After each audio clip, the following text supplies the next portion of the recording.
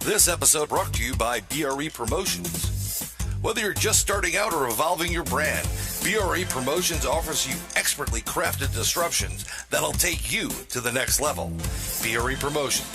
We make your business shine. Visit us at brepromotions.com to schedule your free consultation.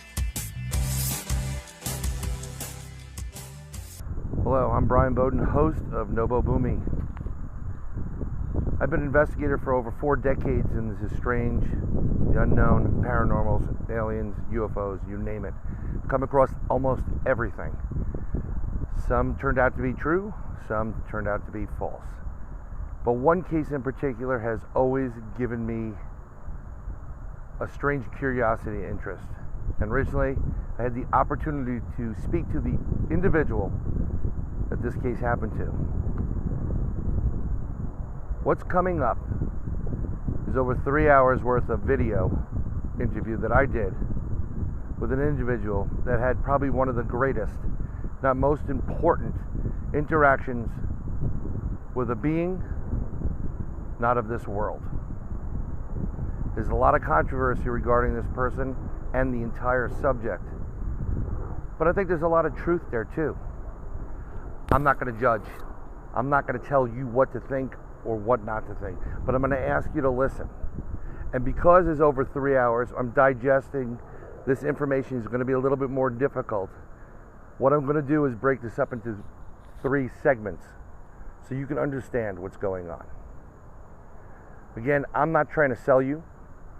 I'm not trying to promote. I'm just letting you know that you have an opportunity to hear something which I think is one of the most significant events ever. You are the one that has to make the decision. So sit back, put your headphones on, and hopefully enjoy. NoBoBuMe.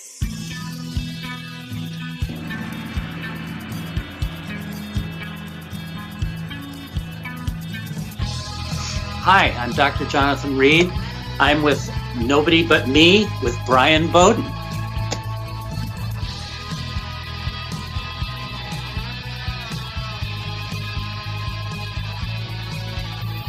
Hello, ghouls, goblins, friends, fans. Welcome back to Nobody But Me. That's NoBoBuMe with your host, myself, Brian Bowden.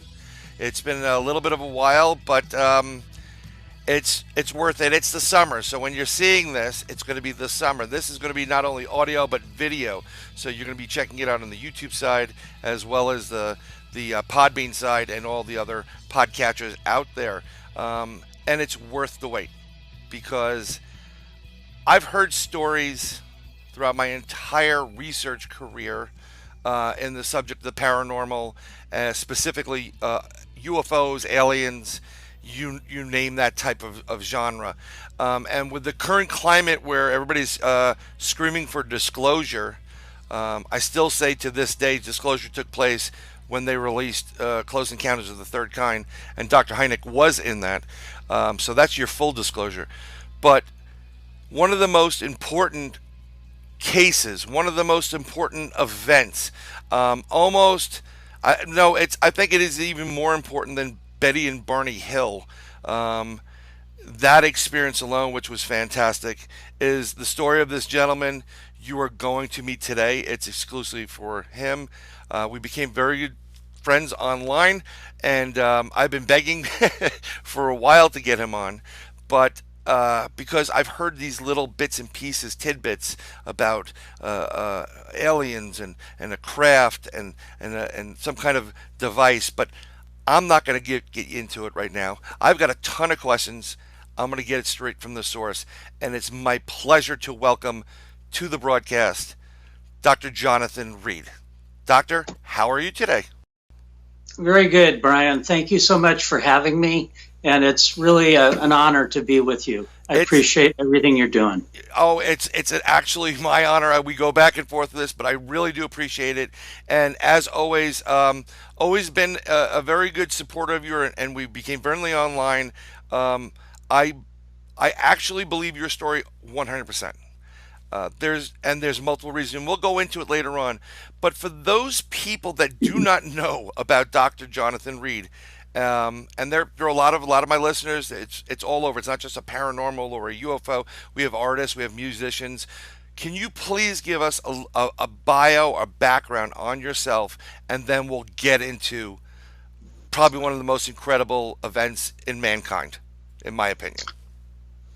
Sure, Brian. Thank you. Let me first say that I'm a normal guy, okay? And I was a physician in medicine, developmental psychiatrics, child development, which is basically psychiatrist for children and their parents. I loved my career. I went to school for almost 15 years. I graduated from San Diego State with basically a teaching degree. Then I moved on to UCLA, where I did basically all my pre-med and partially my med school. And I ended up at University of Washington for my final and my internship. After that, that was about 1980 when I got out of school.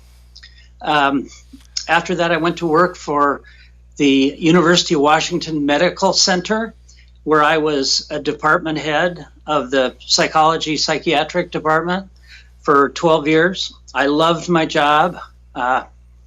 It was what I was meant to do. And I was friends with everybody. Everybody liked the way I ran things. And it was just a good fit for me, just a wonderful fit. Well, how this all came about, this event that we're talking about, was on October 15th, 1996. I, like any other day, had my dog, which was Susie, a golden retriever, who usually went with me everywhere. She was literally a companion. She rode in the car, she went to the store, she went to the bank. She even went to work with me. Everybody loved her. Yep, as she should be. She was 7 years old and a really, really great dog. And so she went everywhere. So on this wonderful October day in the afternoon, I decided, you know what? I'm going to play hooky from work. And I'm going to take my dog and go to a place where it was out of the city. It was about 50 minutes drive east of Seattle. At the time, I was living and working in Seattle. And we got into the forest, the Snoqualmie National Forest. Right.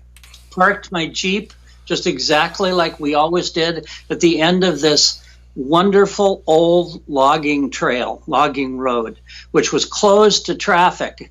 And it was great because you could just park your car, get out, and go. Your dog could run. There was wildlife. There was deer, raccoons, everything. Right. And that day, it was a warm day, a little bit overcast, but we did what we always did. We had done this many times before. Got out, started walking, had walked for a little over an hour down this trail, taken one side trail, beautiful wilderness. I mean, just beautiful, pristine. She would run, my dog would run and bark and play and be out of sight and then come bouncing back, and dog stuff, just wonderful dog stuff. Well, after a while, she ran and would bark, and then I kind of lost sight of her, and I could hear her barking like she was going after something, like a raccoon or a squirrel or something, which wasn't, something I had to worry about because she'd done it before.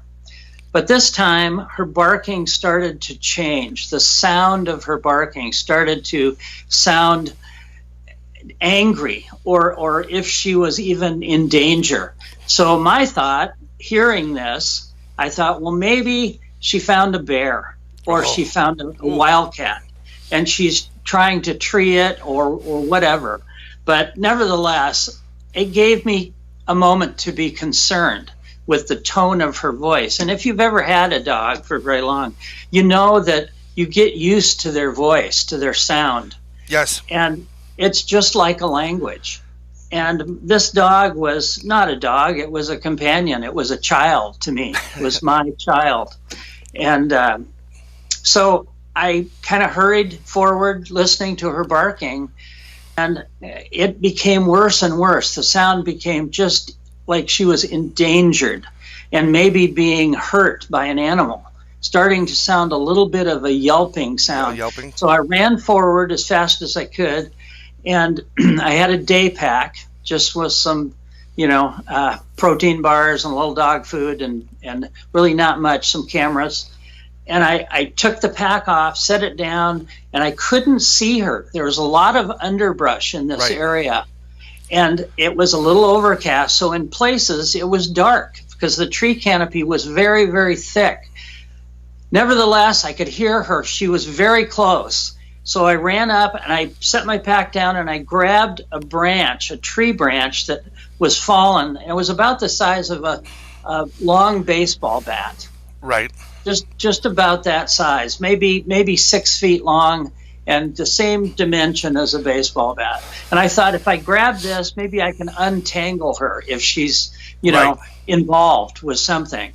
And this all happened in, just moments. And I'm thinking that I will find her any second, and I don't see her, but I hear the barking. So I ran up over this rise, and I literally jumped into the brush, into this foliage. Right. And I knew she was close. And the second I landed, I could see that she was involved with something, and I couldn't make it out clearly because it was vibrating so fast, vibrating almost like a paint shaker, if you can understand how that. Yep. Yes, exactly. And it's and what I saw was, it just was beyond my imagination. My dog had this small creature, small, childlike in size actually, and by his arm, like she was biting his arm. And as I was seeing this, and this all happened within about 10 or 15 seconds, he was throwing her back and forth right over, Really? She was totally attached to his arm. And then he would stop and she would yelp and she was crying. And then I saw something come from his arm, go over the head of my dog, almost like an appendage came out of his suit, his black suit, covering her head, grabbing her literally by the top of her jaw and tearing her apart in front of me, killing her, blood going everywhere. It was terrible. It was very, very sickening and emotional, and she was screaming. And in a second, her body started to literally fold in on itself and kind of gelatinize and go into what looked like, and I know it sounds just so weird, but almost like a hole opened up into her chest, and she just started folding her body and her fur and this bloody stained dog into this hole. And it was literally a second and she was gone and the sound was gone, and she turned into some kind of white ash and just fell to the ground. I was so insane at that moment. I grabbed this bat that I had and I took a step forward and I hit this little being as hard as I could in the head. And I knocked him to the ground. I wanted to kill it. Oh, I understand that. And I want you to understand, none of this was forethought. This was only reaction to what I had seen. This gruesome act of my dog being killed, being torn apart, was just terrible to see. And so I reacted, I knocked him down, and at the same instant that the branch hit his skull and started to fall, I started to fall at the same moment. But I fell with this crippling sickness, almost like something had grabbed me and made me totally lose control of my bowels, of my bladder. I was gasping for air. I fell to the ground. I had no muscle tone, no muscle control in my limbs. I didn't know what had happened. I was literally laying on my chest on the ground, gasping for air, like something had instantly hit me. And at that moment, I was face to face with what I had knocked down, what I had hit. I had breached his skull. I had broken his skull. There was blood and some cranial material on the back of his head. He was, as far as I was concerned, dead, and rightfully so. It was just a terrible moment. And I was so out of my element because this was not my paradigm at all. I had no Right. idea what this was. I didn't think clearly at all. I was not even trying to conceptualize. I was trying to survive at that moment because I couldn't breathe. I just could not breathe. May I ask you, because Yes. I've been in situations like this before. I was a dog owner.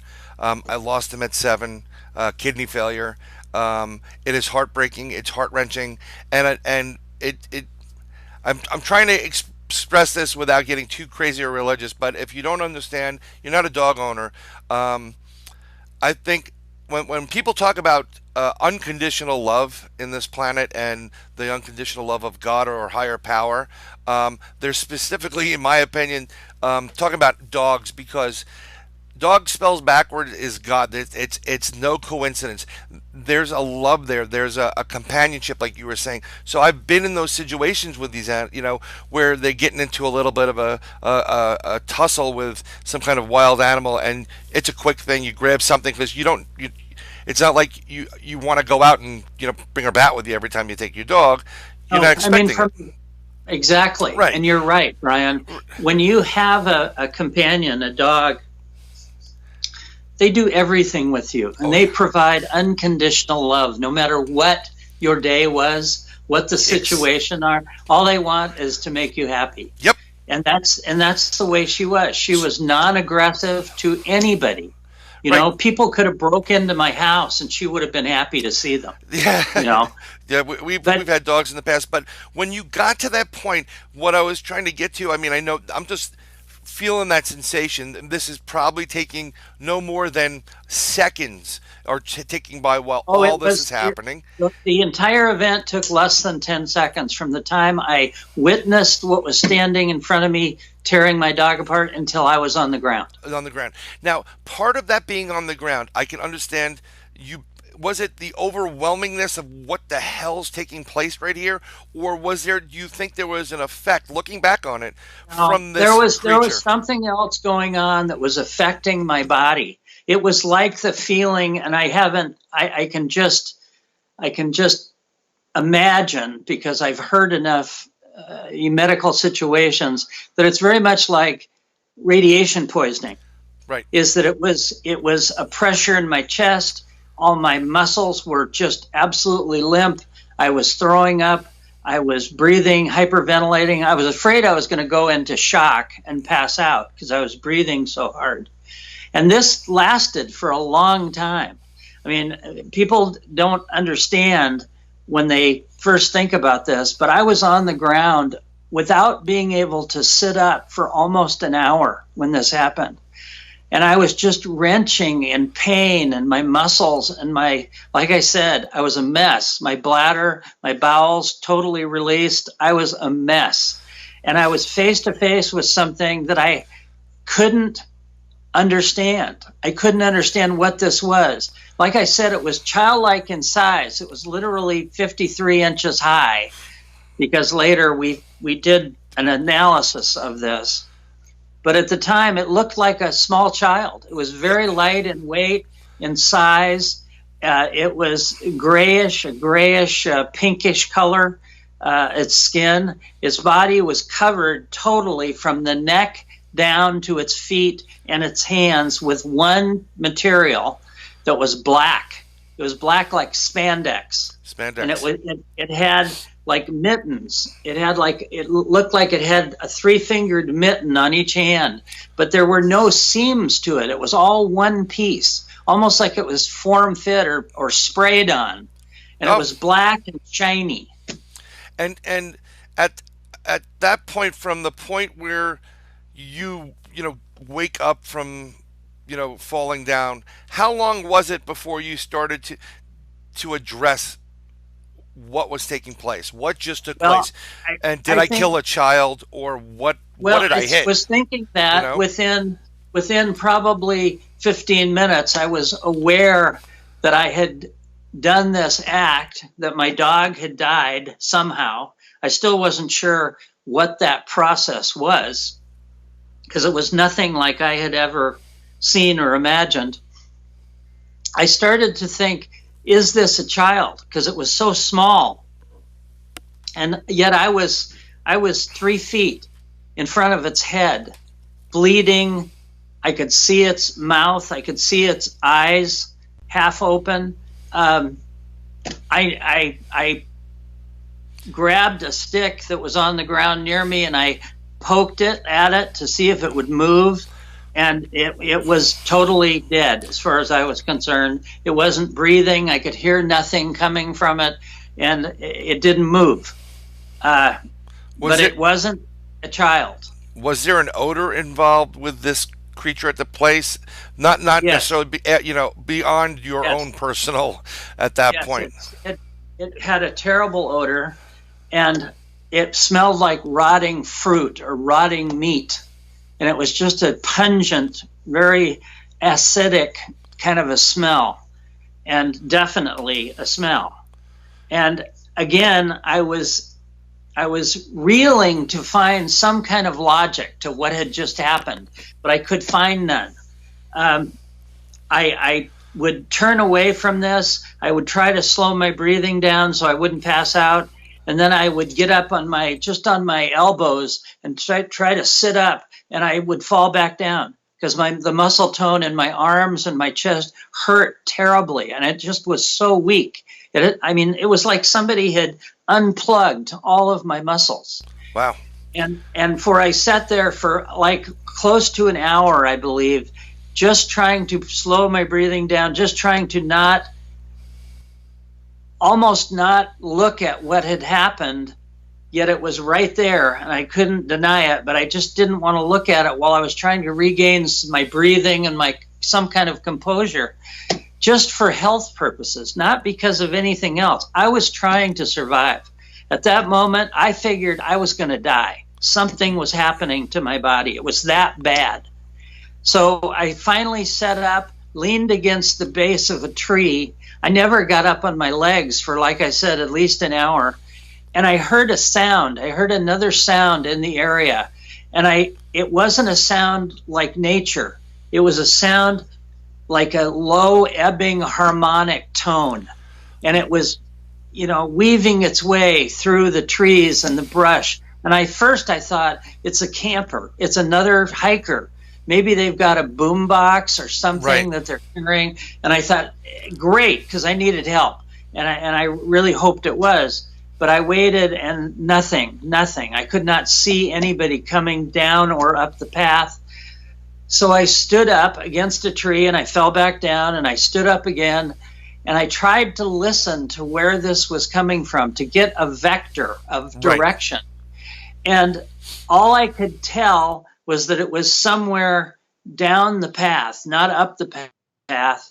And I could see from where I was standing, I could see a little grouping of small ferns and trees that looked like a mirage. It looked like it was bending in the daylight just a little bit. And so I thought, well, maybe it's over there. And I had no logic. I wasn't reacting with any real serious forethought or understanding, but I made my way toward that little grove of trees, which was about 60 feet from where I was. It took me about 10 or 15 minutes to just literally crawl to that place. And I kind of fell down into a little crevice in the dirt, and I got back up and I pushed my way through that brush. And right in front of me was this big black thing. And I call it, for no other reason, an obelisk. It was black, like stone, like marble, like black marble. It had 6 definite sides to it. It was blunt in the front and the back, but yet it was pointed. It had no seams. It had no windows, no doors, no landing gear. And it was 3 feet off the ground. So it's hovering 3 feet off the ground. Well, it wasn't hovering. It was like it was anchored to the air. And I got up and kind of stood up and actually put my hand on it. And the sound was coming from that. This harmonic tone was coming, originating from that. And as I touched it, it was cold like dry ice. It actually burned the inside of my hand. And if you've ever touched dry ice, you know, it Yes. sticks. Yeah. And So it pulled the skin right off of my hand. And I pulled back. And for a second, just for a second, I felt like I was in some big, huge room, like an airplane hangar that was Right. totally black. And I could see way across it just some little tiny lights that were way, you know, maybe 1,000 feet away. And then a second later, I was back outside.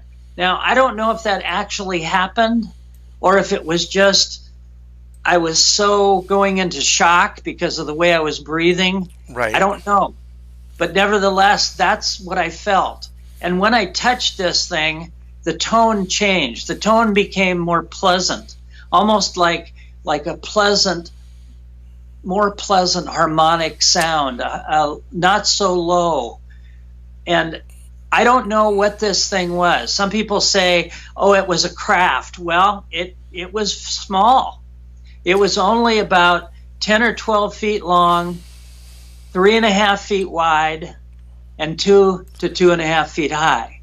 Yep. Now, I will tell you, I was hyperventilating. I was afraid I was going to go into shock, and I thought, I got to drink some water. I've got water in my pack. That's right, I have water in my pack.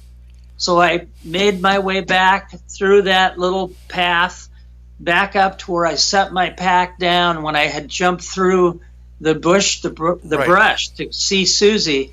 And I took everything, started taking things out of my pack, and I had a couple cameras. I had some day rations, some dog food. I had a knife, pocket knife, but I had a canteen of water. So I just sat there and drank the water thinking, I don't know if I'm going to survive this because I could barely breathe. It was like having the worst asthma attack, if you can imagine, Yes. that you could ever have. Every breath was terribly labored and hurt my chest really, really bad. And I had been throwing up about every 5-6 breaths, and there was nothing more coming out. So I knew I had to drink some water. So I made myself slow down, and I made myself drink this water to regain a little bit of composure. And while I sat there, I thought, I saw everything that was on the ground that I had taken out of the pack, and I thought, I've got my camera. My God, I have a camera. I'm going to take a picture of this because I know none of it is real. I know none of this could be here. This is an illusion. Yep. I'm just totally out of my mind. So if I take pictures, that'll prove to me that, you know, that I'm not losing my mind, that really none of this exists. Right. And maybe my dog's alive somewhere. So that was the logic. That was the warped logic that I was using because the camera was familiar to me. It was like a piece of something from my life prior to this event. So to me, it was a logical, rational thing that gave me a little bit of comfort because I knew the camera. Right. It seemed like you needed something to ground you at that point. Exactly. And just to bring you back to you know, a point where you're like, okay, let's figure this out. And right. I like the logic because that's a psychological logic to the thing. I think I was even afraid to figure it out. I was scared to death. People need to know that this event wasn't done by somebody who was courageous. It was done out of an act of fear.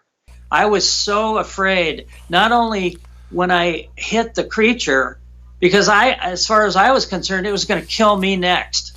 And, right. And I was defending my dog all in the same instant.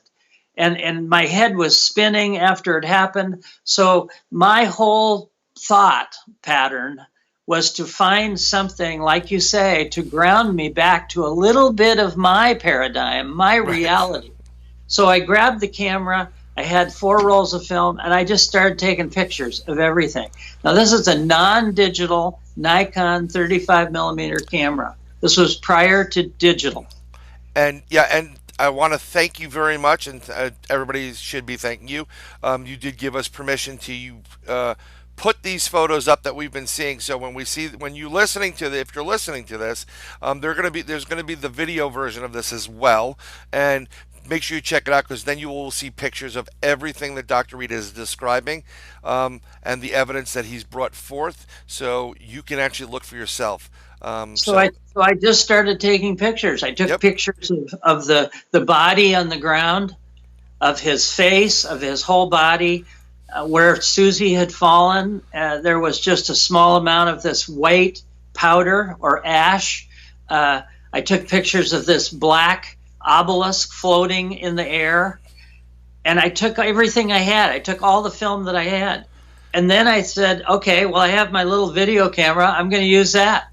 So I just started thrashing around, pointing the video camera at all these different things, the same things, the body, the spot where my dog had fallen, this black floating thing, which made no sense. Right.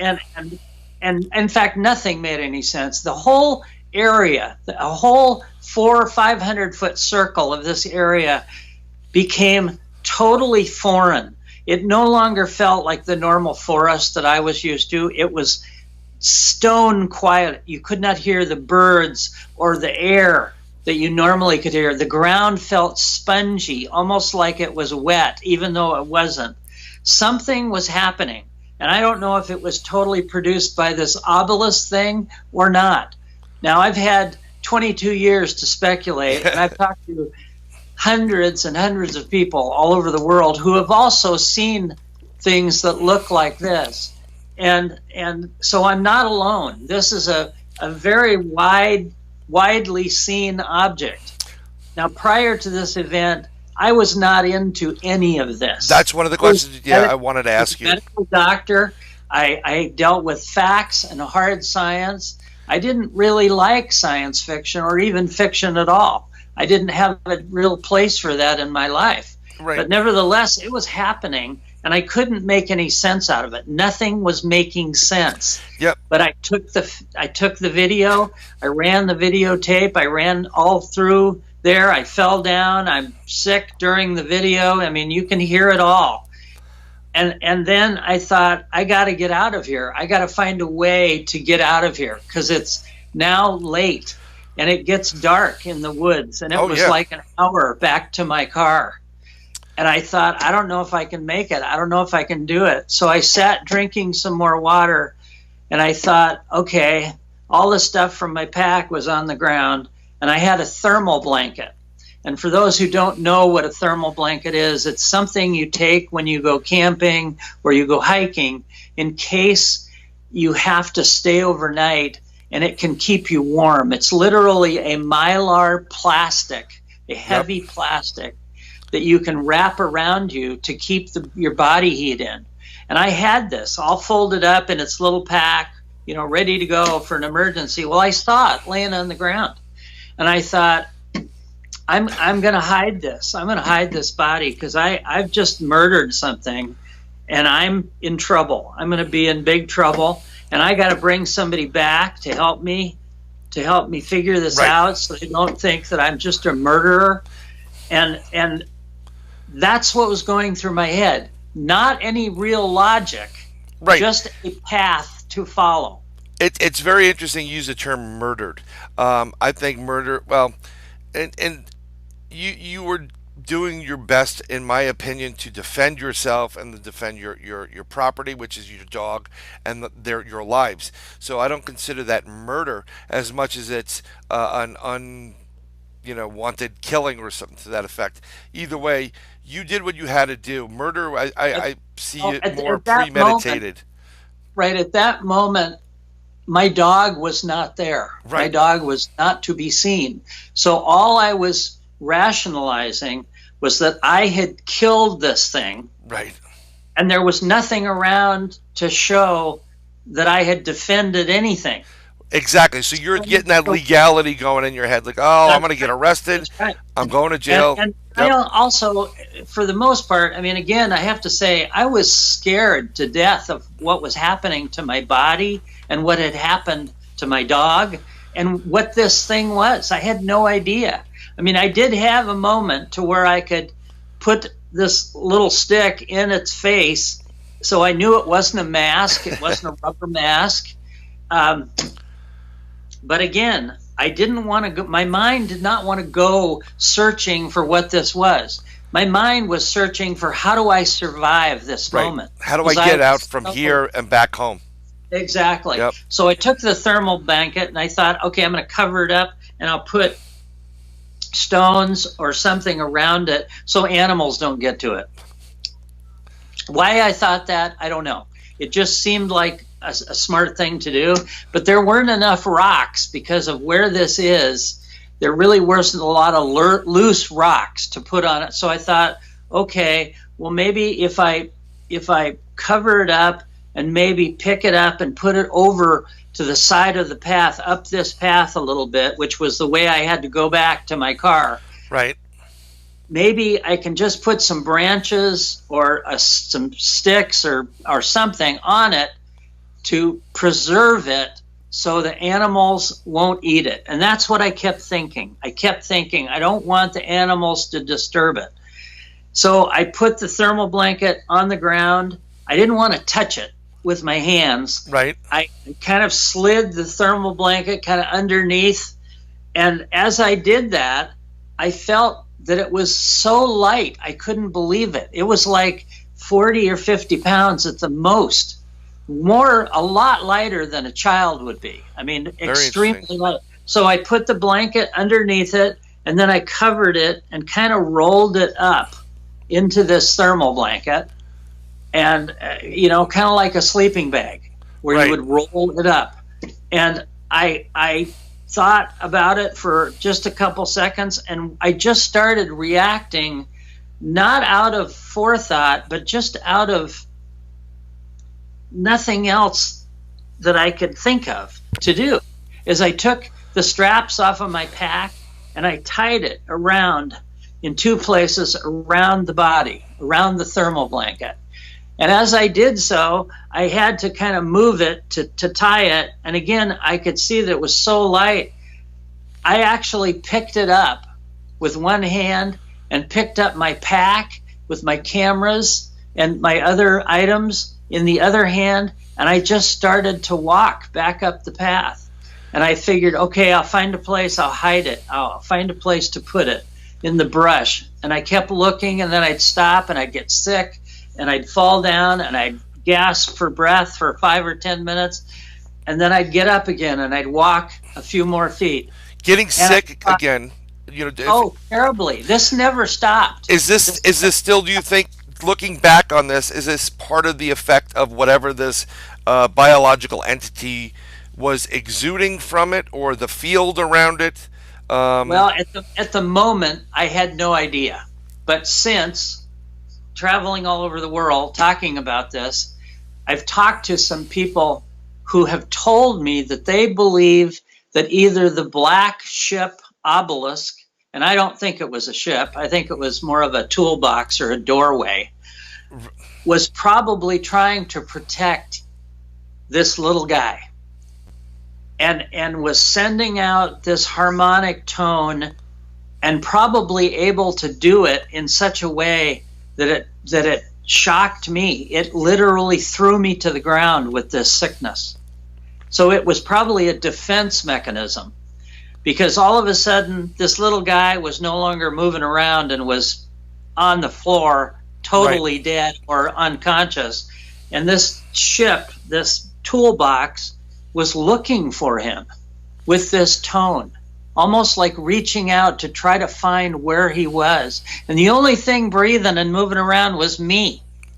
Right. And it may have it may have thrown out this sound that literally crippled me, but it also made me walk over to it. And for a moment, like I said, I felt like it absorbed me and threw me out. Maybe I was not the one he was looking for. Maybe there was a confusion of that. Yeah, I don't know. it's very interesting. And when you look at the photos that you've taken and you look at the obelisk, it does look like a craft, and it does look like there's something hovering in the middle of the ground.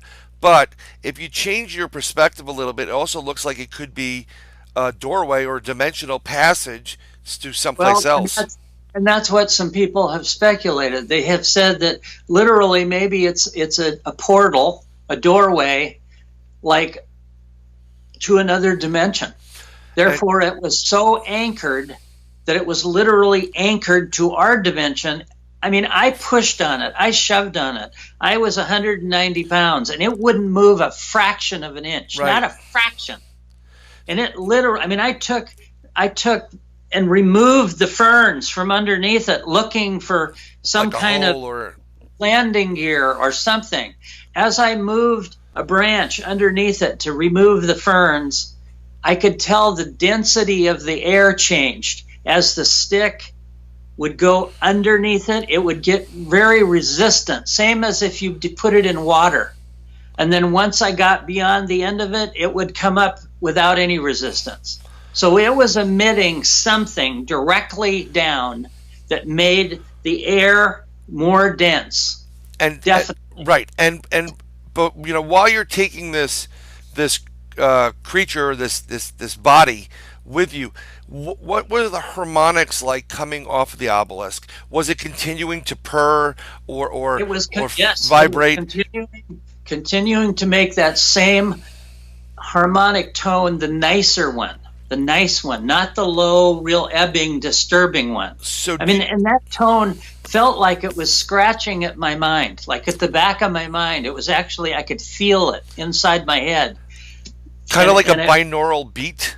You know, the binaural beats that people use, you know, different theta waves and where yeah, it kind of sort like of, but far stronger. far I mean, so much so that it gave me a migraine headache being there. And I was there for almost 3 hours. And I know that sounds insane, but it took me that long just to be able to move and breathe.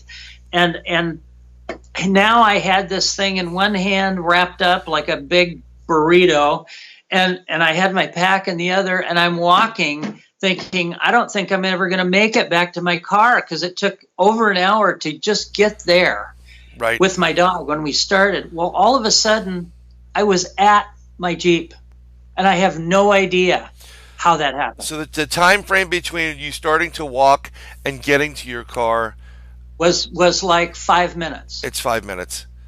That's very interesting. I can't explain that. I have no idea what happened unless I was totally blacked out and able to walk. Yeah, I mean, that's a possibility. Hearing this now, some of the research that I've been doing and is not just on the paranormal side. We're talking about quantum type of physics where things are able to. We're talking about portals. So maybe that vibration, that frequency, which was just now recognized as another element to Earth, into the dimension, maybe because of that connection to the obelisk, subconsciously, you were able to say, you wish it, so it shall be. Ask and you shall receive. And you saw it in your head, and you were able to move from point A to point B, A being the distance away to your car, in an instant. But because you're not aware of what you can or cannot do, that's why it seemed like how did I get here? That's as good a answer as any, because I don't. Again, I want to make it clear, Brian, not only to you, and I know you know, but I don't have all the answers.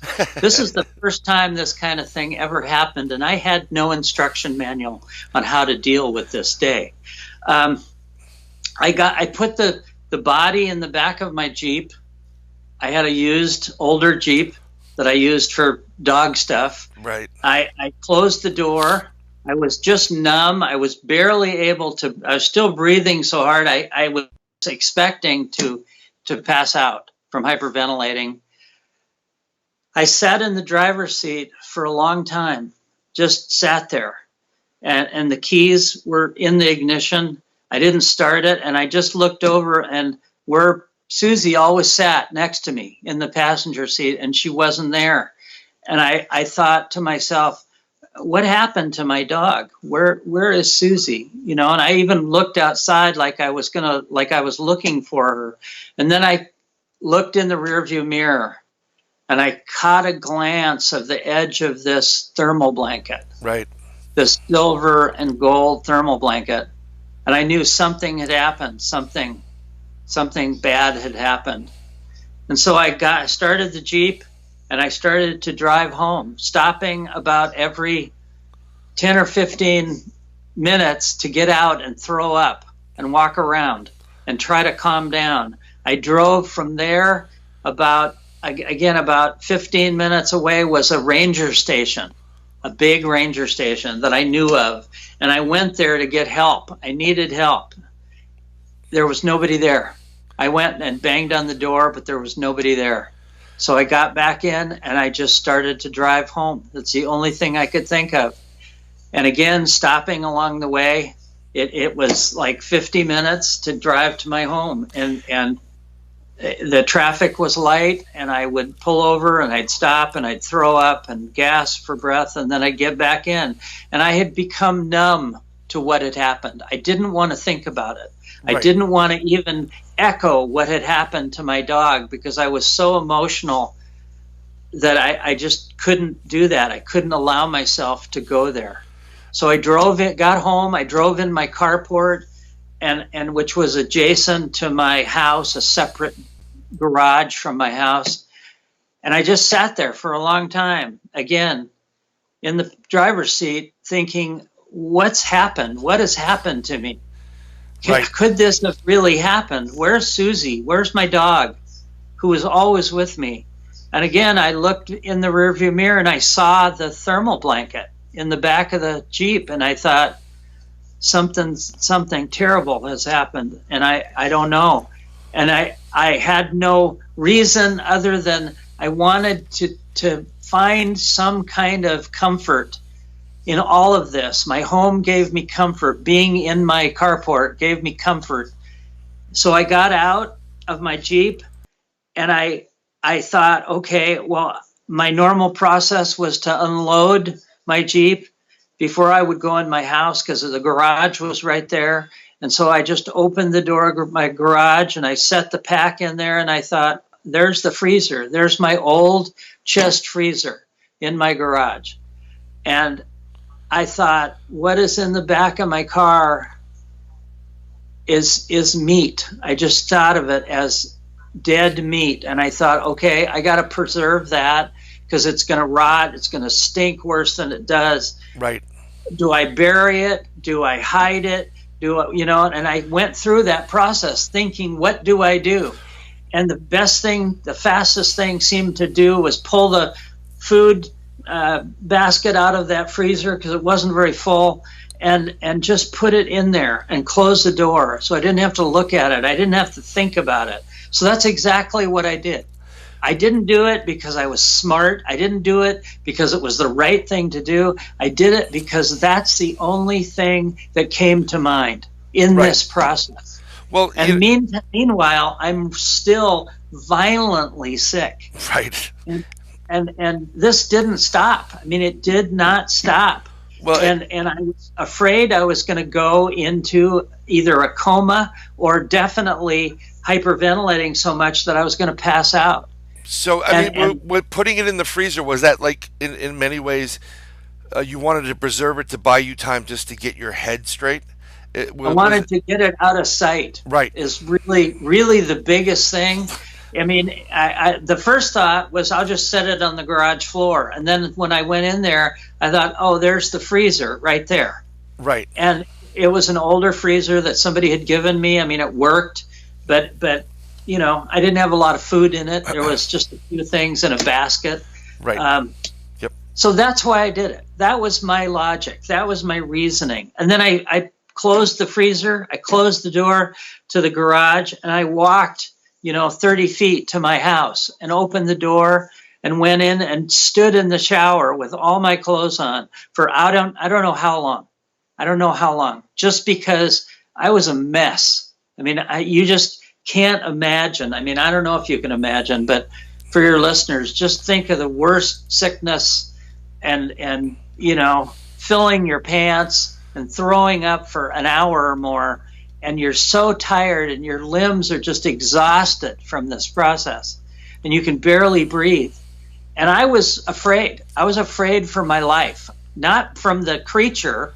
Because it was dead. I was afraid that I was so sick that I was going to either have a stroke or a heart attack because of the way I was breathing. So I was constantly telling myself, slow down, slow your breathing down. You've got to do this. So after the shower, I went and sat on my couch, just numb, not thinking about anything, just totally zoning out, to the point where I finally said, okay, I got to call my girlfriend and tell her what happened, and tell her that Susie's dead. And I didn't even know how to do that. I didn't know how to even come up with the words. But I called her. She wasn't home. So I left a message. Please call me. This was the answering machine days. Yeah. Remember, everybody has to remember, this was in 1996, way back when we didn't have all this technology that we do nowadays. Yeah. Beeper time. I called my best friend, who was a guy named Gary. He was an architect. I had known him since high school. So we had known each other for a long time. And I called him, and again, he wasn't home, but I left a message. Gary, call me. It's extremely important. Susie is dead. And I hung up, and I sat there for a while, not knowing what to do, not knowing how to even think about this. I was reeling in all of these emotions, saying, this could not have happened. This really cannot have happened. And I kept thinking, some kind of logic. I've got to have a path of logic here. So my mind actually told me, Susie must have died somehow. Susie must be dead. Susie's the one that's wrapped up in that thermal blanket. And you brought her home. That was the right thing to do. That's what you did. And that's what I made myself believe, to the point where I wanted to go out and see her. I wanted to have some comfort with my dog. And I know, as strange as that sounds, that's what I felt. I wanted to be close to her. And I thought, she's in the freezer. I've put her there. And I opened the freezer. I took this out, laid it on the floor, and it wasn't my dog. It was this little gray being with a hole in its head about 2.5 inches, its skull and skin breached, its cranial material and fluid everywhere, its blood seeping from the wound. It wasn't what I wanted to see, but it was the reality I was dealing with. I closed the thermal blanket, I put it back in the freezer, and I went in the house. And the same thing started to happen over and over in my mind. And it's a preservation thing. What do you do next? How do you logically put this into some order? So I started thinking, okay, I went on a hike, I got sick, Susie is gone, and I don't know where. And I brought something home, but as soon as I would get to that point, my mind would slip and say, this can't be, this cannot be the reality. So I went through this until finally my friend came over and knocked on my door, and I explained to him what sort of happened. And I was so sick, he was concerned that I was dying from this sickness. And I was angry because I didn't have an answer. I didn't have an answer to say, what happened? What is this? So, and he said, well, Jonathan, he says, it's got to be an illusion. You had a stroke, or Susie died. And this has got to be, because, Jonathan, this just doesn't happen. And I was so angry that he kept saying that. I said, go to the garage and look for yourself. Right. That's what I was going to ask you. You know, like, I went with him and I said, look. And I opened the freezer, I laid it on the ground, and I opened it. And I think he went stark white. And he didn't move. He just didn't move. And I kept saying, see what's happened? See what this caused this? And I said, Susie's dead. It killed Susie. And I was angry and emotional. And we both just limped into my house and sat on the couch. And I don't think we said anything to each other for probably 5 or 10 minutes. No words at all. And he just said to me, he said, Jonathan, what are you going to do? And I said, what do you mean, what am I going to do? I don't know what to do. I don't know. I don't know how to survive this. I'm still breathing so hard that I'm going to feel like I'm going to pass out. He said, Jonathan, this is something else. This is something totally. And I said, I don't want to think about it. I don't want to think about it. And he started to say, I think this is an alien. And I said, I don't want to label it. I don't want to put a label on this. I don't want to think that way. I want to just calm down and breathe and not be sick and not feel the way I do. And so for the next few hours, we just talked. We just talked about it. I actually took the videotape out of the camera. He put it in the VCR and played it. And he could see exactly what was in the forest. He saw it all. He saw the body. He saw where Susie dropped. He saw this black thing floating in the air from all different angles. I walked all around it. As I would take the video, it would start to distort. The closer I would get to this black craft, the video I could see in this little half-inch black and white viewfinder on my video camera, I could see that it was distorting, and I got angry while I was walking around. I said, damn it, work, and I was shaking the camera thinking it's the camera. But after years and years of looking at this, the craft, the black object was producing some kind of magnetic energy that would make the video distort. The closer I would get to it, it would distort more. The further I was away, and I knew that in the woods. I could tell that it was not distorting the further away I was. Yeah, and you can clearly see it. This is in broad daylight. You can clearly see what this thing is. It's crystal clear, actually. Literally, this is the first day. I brought the body home. I put it in the freezer. And for the next couple days, I just tried to get better. And Gary said, well, we've got to call people. We have to find out what to do with this. Who do you call at this point? I mean, this again, 1996. The whole idea, concept about UFOs and aliens are still treated as put the tinfoil hats on. Who do you just, and I understand what Gary's point of view, because sometimes when things take place, you do or say the craziest things like, are you out of your mind? We have a dead alien here. Who am I going to call? Oh, and I was out of my mind. I was out of my mind with this crippling sickness. So literally, I handed the hat, the captain hat, over to Gary, and I said, you can do whatever you want. I don't care. I'm not up to doing this. I couldn't go back to work because I felt terrible, but yet I wanted to go to the hospital to get better. And so I just kind of let him do it. And I said, call who you want. And he started calling people. He called the Air Force, and he called the Army, and he called Peter Davenport at some UFO reporting center. And what was the reaction of these people when, eventually? Most of the time, I mean, they would say, yeah, right, and hang up, or don't waste our time. Now, Peter Davenport didn't say that. He basically said, well, you need to talk to somebody who knows how to handle this kind of thing. I think he mentioned MUFON. Right. Mutual UFO Network. Yep. I had never heard of it. Gary hadn't heard of it, but we called him. There was a number for it. And we called them, and Gary said, well, what if somebody had a body? And they brought it back, and and he basically gave a little kind of example. What would you do? What should somebody do that had? And the person on the other end of the phone obviously said, well, if you really do have this, we need to talk to you in person.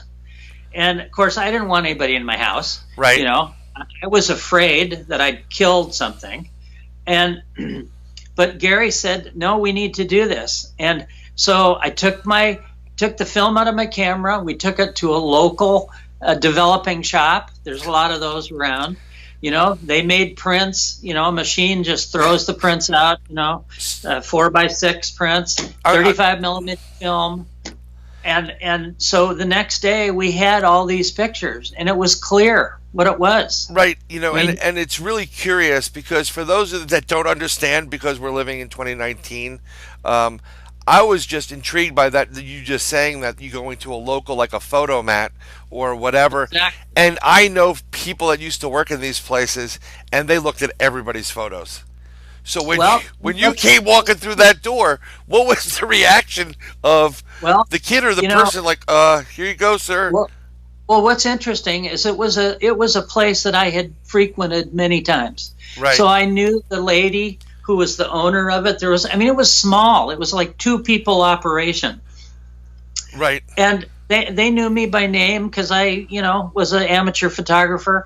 And so Gary took the film in and put it in his name because we immediately started thinking, Jonathan, you shouldn't put your name on anything. Something else is going to happen. Right. And I don't know why he thought that way, but he did. And he took the film in. I picked it up. And when I picked it up, the woman was there that I knew. She said, hi, how are you? She said nothing about these pictures. And the reason is when they load the film into this automated machine, right, all it does totally inside is print, literally making proofs of the film that happen to be 4x6 pictures. They go into a tray, they pick them up, they into an envelope, and they go on. She did not look at them. She actually, because I asked her, I said, did you look at what was, and she said, no, I was busy. Running all kinds of film. Yeah, some people are a little bit more cordial with your privacy. And I think, it was a situation where, she knew me. I didn't look very good. I looked like I was sick, and she was more concerned with that. And very nice people. Years later, I went and talked to them. I showed them what they had developed. I explained it, and they were fascinated by it. They knew more about that kind of thing than I did. Thank you for watching part 1 of the Dr. Jonathan Reed interview.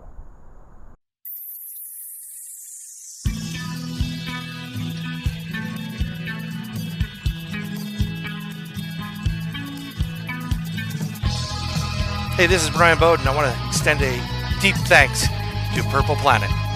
You guys rock. You're listening to NoBoBuMe, where we explore deep inside the Goblin universe. The opinions expressed on NoBoBuMe are of that of the host and his guests.